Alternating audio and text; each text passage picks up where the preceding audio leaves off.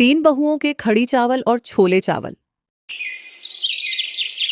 कोमल, उसकी बड़ी जेठानी पायल और मंझली जेठानी मीना तीनों मिलकर बहुत अच्छे कढ़ी चावल और छोले चावल बनाया करती थी। पूरे इलाके में और घर वालों को उन तीनों के बनाए हुए कढ़ी चावल और छोले चावल इतने पसंद थे कि लोग उंगलियां चाटते रह जाते थे। आज भी घर में कोमल ने कढ़ी बनाई थी और पायल और मीना ने चावल और पकोड़ों की तैयारी की थी। सभी साथ में बैठकर खाना खा रहे थे। कोमल की ननद आरती स्वाद लेकर कहती है, भाभी आप तीनों ने कितने गजब के कढ़ी चावल बनाए हैं। आपको कढ़ी थोड़ी ज्यादा बनानी चाहिए थी। आपकी बनाई कढ़ी तो बिना चावल के ही खाली कटोरी में पीने में भी अच्छी लगती है। मन ही नहीं भरता इससे। कैसी बातें कर रही हो आरती, हम तीनों ने मिलकर आज इतनी बड़ी कढ़ाई भरकर कढ़ी बनाई थी और तुम कह रही हो कि हमने कम बनाई थी। जरा देखो तो सही, घर में खाने वाले गिनती के 4-5 लोग ही तो हैं। कोमल, तुम तीनों इतने प्यार और लगन से खाना बनाती हो कि घर में जितना भी बना लो वह कम ही लगता है। और आरती को भी तुम तीनों ने अपने लाड़ प्यार से इतना बिगाड़ रखा है कि देखो अब ये खुद कड़ी के पकोड़े जैसी गोल मटोल होती जा रही है। भैया आप चाहे कुछ भी बोल लो, मुझे रत्ती भर भी फर्क नहीं पड़ेगा। दुनिया की कोई भी बड़ी से बड़ी डाइट प्लान आ जाए, लेकिन मैं अपनी इन तीनों भाभीयों के हाथों के कढ़ी चावल और छोले चावल कभी नहीं छोड़ सकती। ये तो मेरा सबसे पसंदीदा खाना है। सभी इसी तरह हंसी मजाक करते हुए दोपहर का खाना खा रहे होते हैं। तभी विनीत को एक ख्याल आता है। वो अपनी पत्नी कोमल और दोनों भाभीयों पायल और मीना की तरफ देखते हुए कहता है, कोमल, मैं अक्सर सोचता हूँ कि जब तुम तीनों मिलकर इतने ऊंचे दर्जे के कड़ी चावल और छोले चावल बनाती हो तो तुम अपना खुद का टिफिन सर्विस का ठेला क्यों नहीं खोल लेती। आजकल तो कोई भी काम छोटा बड़ा नहीं होता। लोग बड़ी बड़ी मास्टर डिग्री करके भी स्वाद का हुनर बेच रहे हैं। तुम तीनों का हाथ का जादू तो सबको मिलना चाहिए। विनीत ने अभी अपनी बात पूरी भी नहीं की थी कि तभी पास ही में बैठी पार्वती, जो कि विनीत की माँ और तीनों बहुओं की सास थी, अपनी कड़क और गुस्सैल आवाज में चिल्लाते हुए बोलती है, तू पागल हो गया है क्या विनीत? मती मारी गई है तेरी? अब क्या इस घर की 3-3 बहुएं सड़क पर खड़े होकर अपना बनाया खाना बेचेंगी? क्या खानदान की इज्जत मिट्टी में मिलानी है? इतने दिन बुरे आ गए क्या हमारे? अगर मर्द होकर तुझसे और तेरे भाइयों से कमाया नहीं जा रहा तो साफ साफ बता दे, पर मेरी बहुएं बाहर काम करने के लिए नहीं जाएगी। विनीत अपनी माँ की ऐसी तीखी और गुस्सेल भरी आवाज सुनकर अंदर ही अंदर से डर जाता है और तुरंत ही बात को संभालते हुए बोलता है, अरे माफ करना माँ, मेरा वह मतलब बिल्कुल भी नहीं था। मैं तो बस यह कहना चाहता था कि अगर किसी के अंदर इतना बड़ा गुण और हुनर है तो उसे उसका इस्तेमाल करना चाहिए ताकि दुनिया भी उसे पहचाने। माँ, आप बात बात पर इतना गुस्सा क्यों हो जाती हो? मेरे कॉलेज में जितने भी मेरे दोस्त हैं वो भी तो कोई ना कोई पार्ट टाइम जॉब करते हैं। उनमें से कई के पिता तो करोड़पति हैं और उन्हें काम करने की जरूरत नहीं है, लेकिन फिर भी वो अपनी पहचान बनाने के लिए मेहनत करते हैं। चुप कर, सब जानती हूँ मैं। पहले ये तीनों बहुएं काम करने का बहाना ढूंढेंगी और उसके बाद तेरा भी बाहर जाने का मन करेगा। वैसे भी तेरा शादी का तो कोई इरादा नहीं लगता। कान खोल कर सुन ले, इस घर की कोई भी औरत बाहर जाकर काम नहीं करेगी। बस बात यहीं खत्म। माहौल को बिगड़ता हुआ देखकर कोमल तुरंत ही बात को संभालती है और कहती है, माँ जी गुस्सा मत कीजिए, देखिए बर्तन भी तो कड़ी खत्म हो गई है। रसोई में पायल और मीना दीदी और बनाकर रखी हुई है, मैं अभी लेकर आती हूँ। कोमल इसी बहाने से वहाँ से उठकर चली जाती है और ताज़ा गरम कढ़ी लेकर आ जाती है। इसके बाद तीनों बहुएं मिलकर फिर से छोले चावल बना देती हैं। ये सिलसिला अक्सर ऐसे ही चलने लगता है, जिसे देखकर पार्वती को बहुत अजीब लगता है। एक दिन खाना खाते हुए पार्वती टोक ही देती है, कुछ समझ नहीं आ रहा कोमल बहू, तुम तीनों आजकल हफ्ते में कम से कम 2-3 दिन कढ़ी चावल और छोले चावल ही क्यों बनाती हो? क्या घर में कोई और सब्जी खत्म हो गई है? पार्वती का सवाल सुनकर कोमल, पायल और मीना तीनों के चेहरे का रंग उड़ जाता है। दरअसल एक गहरा राज था जो कि तीनों बहुएं और आरती मिलकर घर वालों से छुपा रही थी। कोमल घबराते हुए जवाब देती है, दरअसल वो बात ये है माँ जी कि आप लोगों को दोपहर में रोटी खाना उतना अच्छा नहीं लगता और कढ़ी चावल और छोले चावल आप सब लोगों को हमारे हाथों के बहुत पसंद आते हैं, इसलिए हम ज्यादातर वही बना लेते हैं, बस और कोई खास बात नहीं। कोमल ने किसी तरह बात को गोल मोल घुमा दिया। जैसे ही रसोई खाली होती है, आरती खिड़की के पास खड़ी होकर अपनी तीनों भाभीयों से धीरे से कहती है, भाभी आज तो वाकई कमाल हो गया। अच्छा हुआ कि माँ को कुछ पता नहीं चला, वरना आज तो बहुत बड़ा धमाका हो जाता। अब आप लोग जल्दी से वो सारे टिफिन दे दो जो आपने तैयार किए हैं। मुझे कॉलेज के लिए निकलना है। मैं स्कूटी से उन सबकी डिलीवरी रास्ते में कर दूंगी। आरती, हमने पायल दीदी और मीना दीदी के साथ मिलकर सब कुछ पैक करके रख दिया है। बस ध्यान रखना कि माँ जी को कानों कान खबर नहीं होनी चाहिए कि हम तीनों मिलकर घर के अंदर से ही एक ऑनलाइन टिफिन डिलीवरी सर्विस चला रहे हैं। ग्राहकों को हमारे हाथों के छोले चावल और कड़ी चावल इतने पसंद आ रहे हैं कि ऑर्डर संभालना मुश्किल हो रहा है। ये बात तो मैंने अभी तक विनीत जी को भी नहीं बताई है।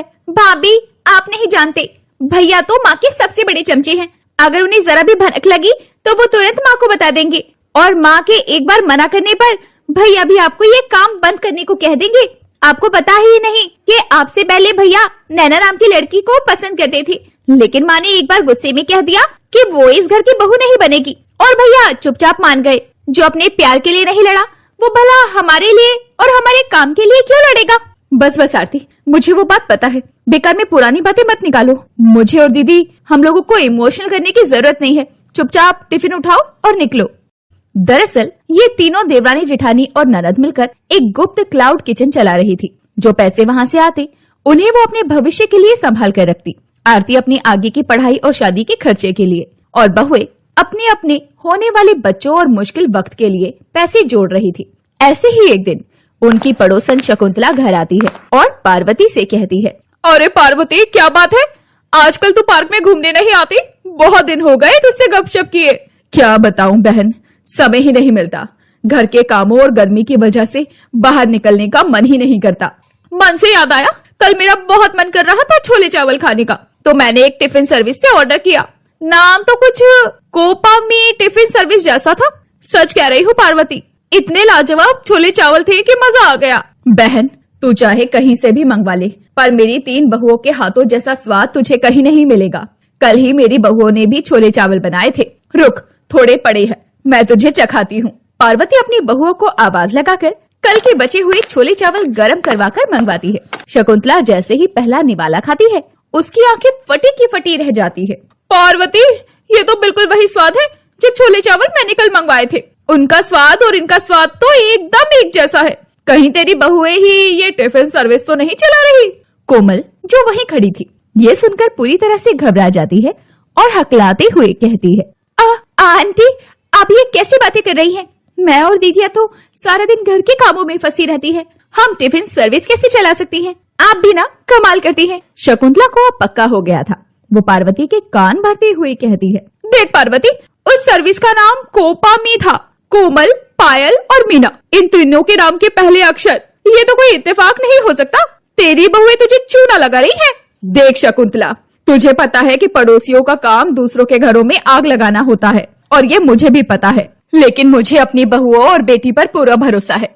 तू हमारी पुरानी दोस्ती का वास्ता दे रही है तो ठीक है, तुझे घर से बाहर निकाल रही हूँ, लेकिन याद रख, चुपचाप यहाँ से चली जा और दोबारा ऐसी बात मत कर। शकुंतला को बहुत बुरा लगता है। वो वहाँ से चली जाती है, लेकिन उसने मन ही मन में ठान लिया था कि वो सबका पर्दाफाश करके ही रहेगी। डर के मारे 2-3 दिन तक बहुओं ने काम बंद रखा, लेकिन एक दिन जैसे ही उन्होंने फिर से कढ़ी चावल तैयार किए और कोमल खिड़की से आरती को टिफिन दे रही थी, कोमल ने घबराते हुए कहा, आरती, मुझे बहुत डर लग रहा है। आज का दिन निकल जाए बस। शकुंतला चाची की नजर हम पर ही है। भाभी डरो मत, हम कोई चोरी नहीं कर रहे, जो होगा देखा जाएगा। आरती टिफिन लेकर जैसे ही निकली, शकुंतला ने अपनी खिड़की से पूरा वीडियो बना लिया। उसी दोपहर जब विनीत की भी छुट्टी थी, तभी शकुंतला धमक पड़ती है और पार्वती को अपना फोन दिखाती है। देख पार्वती, ये रही तेरी शरीफ बहुओं और बेटी की असलियत। देख कैसे खिड़की से माल सप्लाई हो रहा है। अब बोल, अभी मैं आग लगा रही हूँ। तुम तीनों ने मेरी नाक कटवा दी। मुझे सच सच बताओ कि ये किसका गंदा प्लान था? मेरी बहुओं की बदतमीजी थी या मेरी बेटी की शहर? कोमल, पायल और मीना सर झुकाए खड़ी थी। उन्हें लगा था कि विनीत हमेशा की तरह चुप रहेगा, लेकिन आज विनीत खड़ा हुआ और अपनी माँ की आंखों में आंखें डालकर बोला, माँ, बस बहुत हुआ। आप मेरी पत्नी, मेरी भाभीियों और मेरी बहन पर इस तरह चिल्ला नहीं सकती। इन्होंने कोई गुनाह नहीं किया है, इन्होंने मेहनत की है। आपको पता भी है, पिछले महीने जब मुझे अचानक पैसों की सख्त जरूरत थी और मैं दर दर भटक रहा था, तब कोमल और भाभीियों ने मिलकर मुझे 50,000 रुपए दिए थे।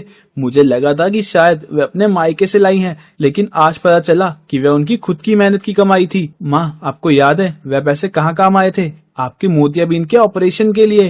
और माँ, जो पैसे मैंने बचाए थे उनसे मैंने अपने इस साल की कॉलेज की फीस भरी है।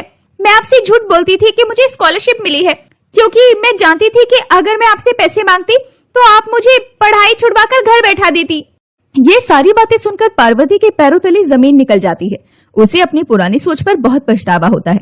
उसे समझ आया कि उसके घर की बहुएं और बेटी ने उसे नीचा दिखाने के लिए नहीं, बल्कि पूरे परिवार को सहारा देने के लिए मेहनत की थी। पार्वती की आंखों में आंसू आ गए। उसने अपनी बहुओं और बेटी से माफी मांगी और कहा, मुझे माफ कर दो मेरे बच्चों, मैं समय के साथ नहीं बदल पाई, लेकिन आज से तुम छुपकर नहीं बल्कि सबके सामने गर्व से ये काम करोगी। इसके बाद पार्वती खुद भी उनके साथ रसोई में हाथ बटाने लगी और देखते ही देखते इन तीनों बहुओं के कढ़ी चावल और छोले चावल के चर्चे पूरे शहर में होने लगे और उनका छोटा सा किचन एक बड़े रेस्टोरेंट में बदल गया।